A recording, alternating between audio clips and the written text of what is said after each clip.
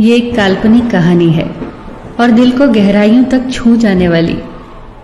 एक बार स्वर्ग में विचरण करते हुए कृष्ण और राधा एक दूसरे के सामने आ गए। विचलित से कृष्ण, प्रसन्नचित से राधा। कृष्ण सकपकाए, राधा मुस्कुराई। इससे पहले कि कृष्ण कुछ कह पाते, राधा बोल उठी, कैसे हो द्वारिकाधीश। जो राधा उन्हें कान्हा कान्हा कहकर बुलाती थी, उसके मुख से द्वारिकाधीश का संबोधन कृष्ण को भीतर तक घायल कर गया। फिर भी किसी तरह अपने आप को संभाल लिया उन्होंने और बोले राधा से, मैं तुम्हारे लिए आज भी वही कान्हा हूं। तुम तो मुझे द्वारिकाधीश मत कहो। आओ बैठते हैं। कुछ मैं अपनी कहता हूं, कुछ तुम अपनी सुनाओ। सच कहूं राधा, जब जब भी तुम्हारी याद आती थी, इन आंखों से आंसुओं की बूंदें निकल आती थी। राधा बोली, मेरे साथ ऐसा कुछ नहीं हुआ। न तुम्हारी याद आई, न आंखों से आंसू बहा, क्योंकि हम कभी तुम्हें भूले ही कहां थे। जो तुम याद आते, इन आंखों में तो सदा तुम ही थे।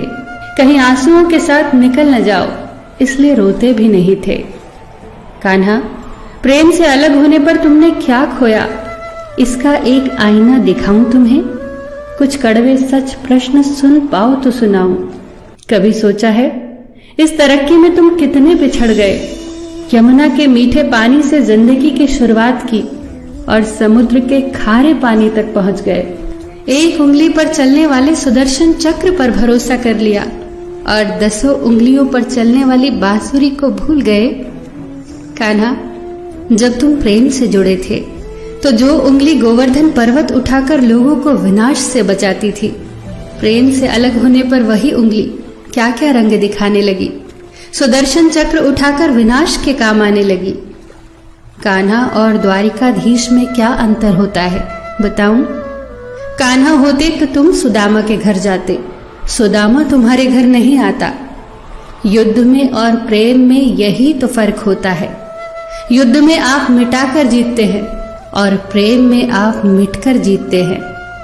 कान्हा, प्रेम में डूबा हुआ इंसान दुखी तो रह सकता है, पर किसी को दुखी नहीं कर सकता। आप तो कई कलाओं के स्वामी हो, स्वप्न दूरदृष्टा हो, गीता जैसे ग्रंथ के दाता हो, पर आपने ये क्या निर्णय लिया?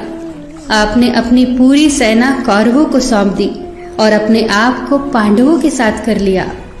सेना तो आपकी प्रजा थी, राजा तो पालक होता है, उसका रक्षक होता है। आप जैसे महाज्ञानी उस रथ को चला रहे थे जिस पर बैठा अर्जुन आपकी प्रजा को ही मार रहा था। अपनी प्रजा को मरते देख आप में करुणा नहीं जगी, क्योंकि आप प्रेम से शून्य हो चुके थे।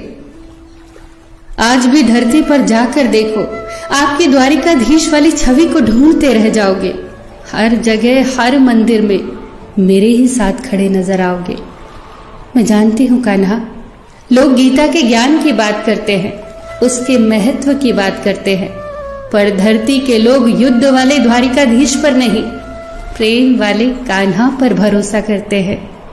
गीता में मेरा दूर दूर तक नाम नहीं है, पर आज भी लोग उसके समापन पर राधे राधे कहते हैं। ये कहानी काल्पनिक जरूर है, पर इसके भीतर छिपी सीख बहुत महत्वपूर्ण है।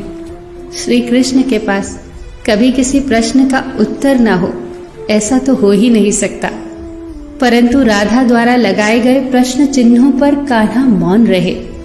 यही तो है प्रेम में समर्पण का भाव।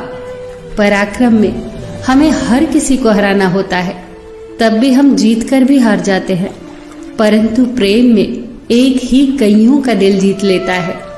सही कहा है कि छोटी सी उंगली पर पूरा गोवर्धन पर्वत उठाने वाले भगवान श्री कृष्ण छोटी सी बांसुरी को दोनों हाथों से पकड़ते थे।